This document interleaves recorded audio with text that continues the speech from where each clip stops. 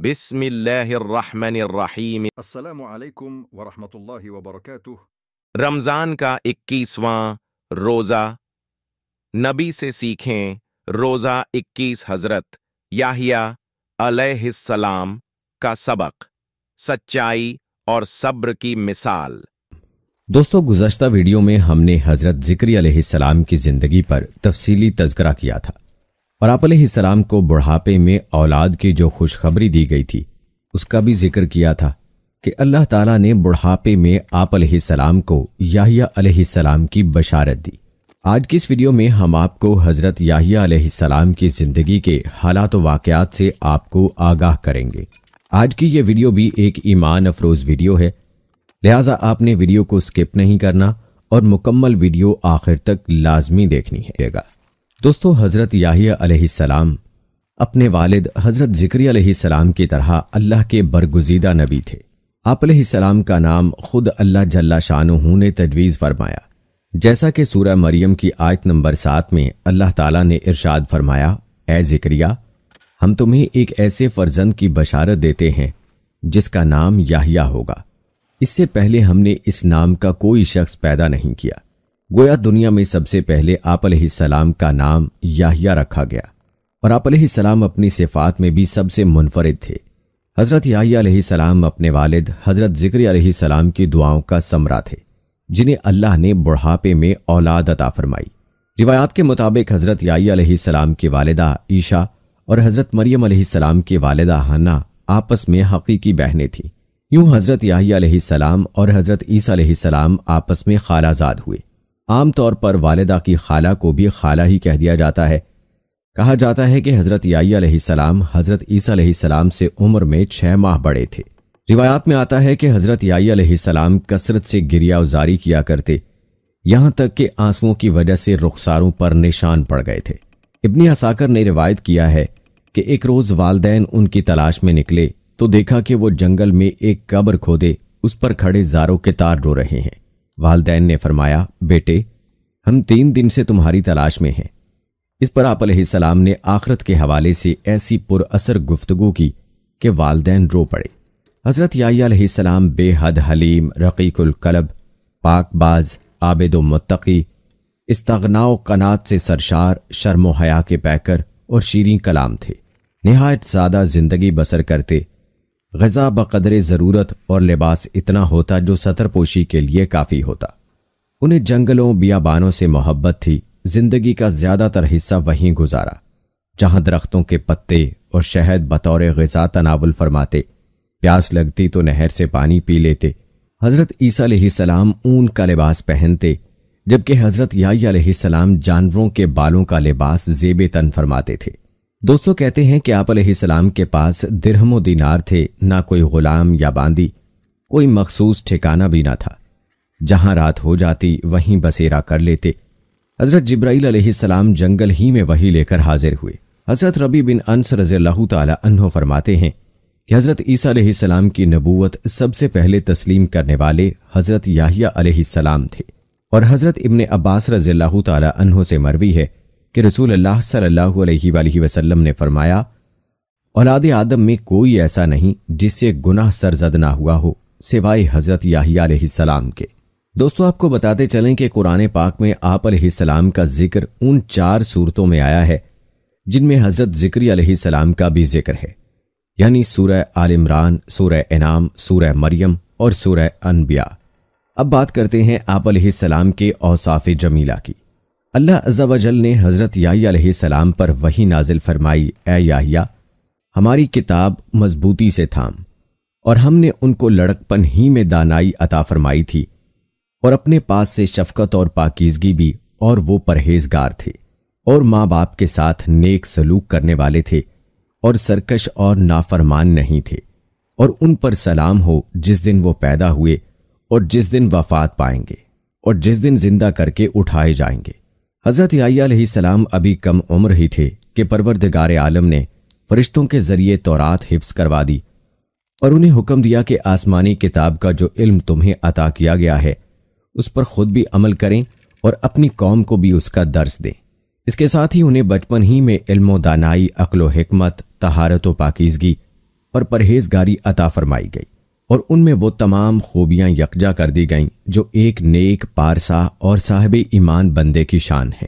گناہوں، نافرمانیوں اور سرکشی سے کوسوں دور، والدین کے فرما بردار اور مخلوق خدا کے خدمت گزار۔ دوستو یاد رہے کہ حضرت یحییٰ علیہ السلام اپنے والدین ہی نہیں، بنی اسرائیل کے لیے بھی اللہ تعالیٰ کا ایک بہت بڑا انعام تھے۔ آپ علیہ السلام کو اللہ تعالیٰ کی طرف سے تینوں حالتوں میں سلامتی ملی، یعنی پیدائش کے دن، موت کے دن اور یوم حشر۔ دراصل یہ تینوں مواقع کسی بھی انسان کے لیے سخت وحشتناک ہیں۔ انسان ماں کے پیٹ سے نکلتے ہی ایک نئی دنیا دیکھتا ہے جو اس کی مختصر سی تاریک دنیا سے بہت زیادہ مختلف ہوتی ہے۔ موت کے دن اس کا واسطہ ایک اور دنیا سے پڑتا ہے، پھر جب اسے قبر سے زندہ کر کے اٹھایا جائے گا تو وہ اپنے آپ کو میدان حشر کی ہولناکیوں میں گھرا پائے گا۔ بس اس آیت میں ان تینوں مقامات اور مواقع پر اللہ تعالیٰ کی طرف سے حضرت یحییٰ علیہ السلام کے لیے سلامتی کا اعلان کیا گیا۔ آپ علیہ السلام کو اللہ تعالیٰ نے 5 خاص صفات عطا فرمائی تھیں، اور سورہ آل عمران کی آیت 39 میں اللہ تبارک و تعالیٰ نے حضرت یحییٰ علیہ السلام کی ان 5 خاص صفات کا ذکر فرمایا ہے۔ جیسا کہ ارشاد باری تعالیٰ ہے، ابھی وہ عبادت گاہ میں کھڑے نماز ہی پڑھ رہے تھے کہ فرشتوں نے آواز دی کہ زکریا، اللہ آپ کو یحییٰ علیہ السلام کی بشارت دیتے ہیں، جن کے احوال یہ ہوں گے کہ وہ کلمت اللہ یعنی حضرت عیسیٰ علیہ السلام کی نبوت کی تصدیق کرنے والے ہوں گے، اور دوسرے مقتدائے دین ہوں گے، اور تیسرے اپنے نفس کو لذت سے بہت روکنے والے ہوں گے، اور چوتھے نبی بھی ہوں گے، اور 5ویں اعلیٰ درجے کے شائستہ ہوں گے۔ مولانا اشرف علی تھانوی رحمۃ اللہ علیہ فرماتے ہیں کہ حضرت عیسیٰ علیہ السلام کو کلمت اللہ اسی لیے کہتے ہیں کہ وہ محض اللہ تعالیٰ کے حکم سے خلاف عادت بلا واسطہ باپ پیدا کیے گئے۔ اسی طرح اپنے نفس کو لذات سے روکنے میں سب مباح خواہشات سے بچنا شامل ہے، جیسے اچھا کھانا، اچھا پہننا، نکاح کرنا وغیرہ۔ ضبط نفس کی صفت بیان کرنے سے بظاہر یہ معلوم ہوتا ہے کہ افضل طریقہ یہی ہے، حالانکہ احادیث سے نکاح کی فضیلت ثابت ہے۔ سو اس معاملے کی تحقیق یہ ہے کہ جس شخص کی حالت حضرت یحییٰ علیہ السلام کی سی ہو کہ ان پر آخرت کا خیال اس قدر غالب ہو کہ بیوی کی ضرورت محسوس کریں اور نہ ہی بیوی بچوں کے حقوق ادا کرنے کی فرصت ہو، تو ایسے شخص کے لیے یہی افضل ہے کہ شادی نہ کرے۔ اسی وجہ سے جن احادیث میں نکاح کی فضیلت آئی ہے ان میں یہ بھی قید ہے، جو آدمی نکاح کرنے کی قدرت رکھتا ہو اور زوجیت کے حقوق ادا کر سکتا ہو تو اس کے لیے نکاح کرنا افضل ہے، ورنہ نہیں۔ دوستو آپ علیہ السلام کی زندگی میں 5 باتوں کا تذکرہ بھی ملتا ہے، جیسا کہ حضرت حارث اشعری رضی اللہ تعالی عنہ سے مروی ہے کہ رسول اللہ صلی اللہ علیہ وآلہ وسلم نے فرمایا، اللہ تعالیٰ نے حضرت یحییٰ علیہ السلام کو 5 باتوں کا حکم فرمایا کہ ان پر عمل کرو اور بنی اسرائیل کو بھی عمل کا حکم دو۔ لہٰذا انہوں نے بنی اسرائیل کو بیت المقدس میں جمع کیا اور ارشاد فرمایا، اللہ جل شانہ نے مجھے 5 باتوں کا حکم دیا ہے۔ نمبر 1، اللہ تعالیٰ کے سوا کسی کی عبادت نہ کرو اور نہ ہی اللہ کے ساتھ کسی کو شریک ٹھہراؤ۔ مشرک کی مثال اس غلام کی سی ہے جسے اس کے مالک نے اپنی رقم سے خریدا، مگر غلام جو کچھ کماتا ہے وہ مالک کی بجائے کسی دوسرے شخص کو دے دیتا ہے۔ اب تم ہی بتاؤ کون ایسے غلام کو پسند کرے گا؟ لہٰذا یاد رکھو، جب اللہ نے تمہیں پیدا کیا ہے اور وہی تمہیں رزق دیتا ہے تو تم پر لازم ہے کہ صرف اسی کی عبادت کرو اور اس کے ساتھ کسی کو شریک نہ ٹھہراؤ۔ نمبر 2، میں تمہیں نماز کا حکم دیتا ہوں، جب تم خشوع و خضوع کے ساتھ نماز ادا کرتے ہو تو اللہ تعالیٰ اپنا رخ تمہاری طرف کر لیتا ہے، لہٰذا جب نماز پڑھو تو کسی اور طرف دھیان مت لگاؤ۔ نمبر 3، میں تمہیں روزے رکھنے کا حکم دیتا ہوں۔ اللہ تعالیٰ نے اس کی مثال یوں دی ہے جیسے کسی جماعت میں ایک شخص کے پاس مشک کی پوٹلی ہو تو مشک خود بخود پوری جگہ کو مہکا دے گی۔ بے شک روزے دار کے منہ کی بو اللہ کے نزدیک مشک سے بھی زیادہ معطر، مقبول اور پسندیدہ ہے۔ نمبر 4، میں تمہیں صدقے کا حکم دیتا ہوں۔ اس کی مثال ایسی ہے کہ کسی شخص کو دشمنوں نے اچانک آ دبوچا ہو اور اس کے ہاتھوں کو گردن سے باندھ کر قتل کرنے کے لیے چلے جا رہے ہوں۔ اس نا امیدی کی حالت میں وہ کہے گا، کیا میرا پورا مال لے کر میری جان بخشی ہو سکتی ہے؟ اور اسبات میں جواب پا کر جان کے بدلے ساری دولت قربان کرنے کو تیار ہو جائے گا۔ 5वां हुक्म यह है कि दिन रात कसरत से अल्लाह का जिक्र करते रहा करो। इसकी मिसाल ऐसी है कि एक शख्स जो दुश्मन से भाग रहा हो और दुश्मन तेजी से उसके ताकुब में हो, वो शख्स भागकर किसी मजबूत किले में पनाह गुज़ीन हो जाए। दोस्तों, जहां तक बात है आप अलैहिस्सलाम की वफात की, तो हज़रत याह्या अलैहिस्सलाम की वफात के बारे में मुफस्सिरीन ने मुख्तलिफ वाक़यात तहरीर किए हैं जो यहूद व नसारा की कुतुब से लिए गए हैं। ताहम मुफस्सिरीन की अक्सरियत ने जिस वाक़े को बयान किया है वो लूका की अंजील समेत यहूद व नसारा की कई कुतुब में दर्ज है। उसका खुलासा ये है कि यहूदिया का बादशाह हेरोद एक अयाश शख्स था जिसकी वजह से पूरे मुल्क में फस्को फजूर फैल रहा था। उसने अपने हकीकी भाई फिलिप की बीवी हेरोदियास को बगैर निकाह अपने घर में रखा हुआ था। हज़रत याह्या अलैहिस्सलाम चूंकि नबी थे और दावत हक का फरीज़ा सर अंजाम देते थे, उन्होंने बादशाह की इन फाहश हरकत के खिलाफ आवाज़ बुलंद की, जिसके नतीजे में उन्हें गिरफ्तार करके कैद खाने में डाल दिया गया। ताहम बादशाह उनसे डरता भी था। वो जानता था कि आप अलैहिस्सलाम अल्लाह के नबी और नेक व पारसा इंसान हैं, नीज़ अवाम में बड़ी इज्जत है। लेकिन बादशाह की दाश्ता हेरोदियास हज़रत याह्या अलैहिस्सलाम की तालीमात को अपने और अपने जैसी दूसरी बदकार औरतों के लिए बहुत बड़ा खतरा समझती थी। चुनाचे वो आप अलैहिस्सलाम की जान के दरपे हो गई।